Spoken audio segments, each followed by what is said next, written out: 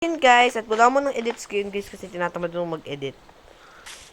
GG. So soon guys, magkakabagong update na naman dito guys. Siguro guys, aayusin ko na itong choking na to guys kasi tagal na ito temporarily closed guys. Parang hindi nata temporarily, parang permanently closed na siya guys. TBH.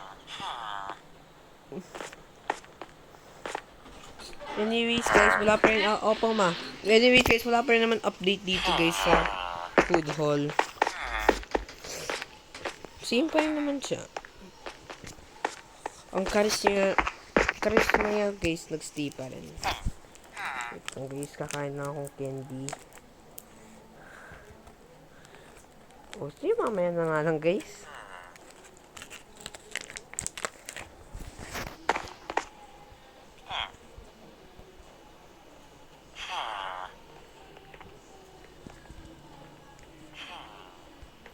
Dito guys, dito kasi yun. Okay. Love you guys. Okay guys, bye and thank you for watching.